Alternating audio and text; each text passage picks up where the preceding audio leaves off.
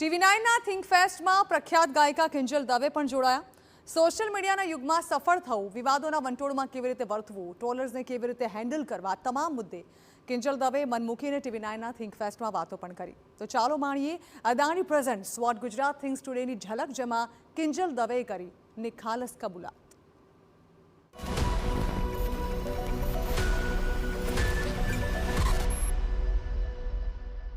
એક સમય એવો હતો 2-3 વર્ષ પહેલાં કે મને એવું બહુ જ ક્રેઝ હતો, હું જૂઠું નહીં બોલું, પણ એમાંથી પસાર થઈને તમે જ્યારે ક્યાંક એ માનસિક સ્થિતિ આવતા થોડી વાર લાગે, તમે એમાંથી પસાર થાઓ, તમે ફીલ કરો, પછી તમને ખબર પડે કે ના ના આ તો કંઈ છે જ નહીં।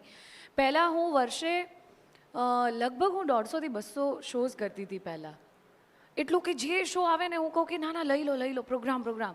હવે મેં મહિને ખાલી 5 પ્રોગ્રામ કરવાનું ચાલુ કર્યું છે। અચ્છા, કારણ કે મને એવી ખબર પડી કે ક્વોલિટીવાળું તમે કામ નહીં કરો, તમે તમારા કામને નહીં સુધારો, ત્યાં સુધી આ બધી કોઈ વસ્તુનો મતલબ જ નથી। મેં આટલા વર્ષે આટલી સક્સેસ મળ્યા પછી હવે મેં સંગીત શીખવાનું ચાલુ કર્યું, કારણ કે મને એવું થયું કે મારે, હું જ્યાં સુધી મારા સૂરને નહીં ઓળખું, મારે અંદર મને એવું થયું કે હવે મારે શીખવું છે, ભલે હું અહીંયા પહોંચી ગઈ। એટલે એ વસ્તુ બહુ અલગ છે।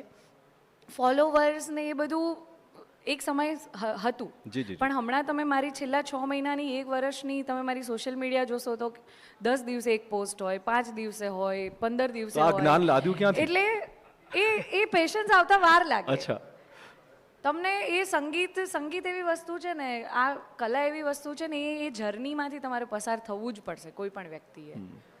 4 બંગડી પછી મારા 1-2 ગીતો હિટ ગયા, રેરી લાલા હિટ ગયું, અને પછી લગભગ ત્યારે હું 17-18 વર્ષની હોઈશ, અને પછી સડનલી લોકોએ વખાણમાંથી સીધું જ ઊંધું, ખબર નહીં અચાનક જ રાતોરાત ઓડિયન્સે પલટી મારી અને બધા કાંઈ લખે, તો એ વખતે હું બહુ જ ચિંતામાં આવી ગઈ હતી, અને હું કહેતી કે આવું કેમ થઈ રહ્યું છે, કેમ લોકો, આપણે તો એવી જ રીતે કામ કરીએ છીએ, એવા જ ગીત બનાવીએ છીએ, પણ કેમ આવું કરવા માંડ્યા લોકો રાતોરાત? ત્યારે મને બહુ ચિંતા થતી હતી, પણ પછી એ ફેઝમાંથી પસાર થયા। એટલે હવે ટ્રોલર્સ કંઈ પણ કહે, કારણ કે જેના ફેન્સ હોય, અમિતાભ બચ્ચનને પણ પ્રેમ કરવાવાળા લોકો પણ છે ને હેટ કરવાવાળા લોકો પણ છે। આ દુનિયાના મહાનમાં મહાન વ્યક્તિ જે હોય એ બધાને પ્રેમ કરે એવું તો ના જ હોય।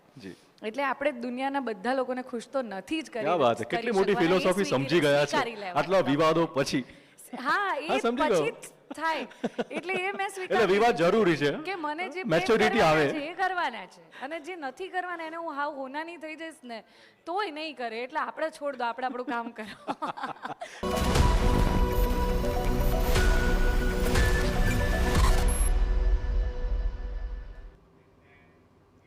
તો TV9 ગુજરાતીનો વર્ષનો સૌથી મોટો think fest Adani presents what Gujarat thinks today તમે આગામી રવિવારે 1 માર્ચે માણી શકશો।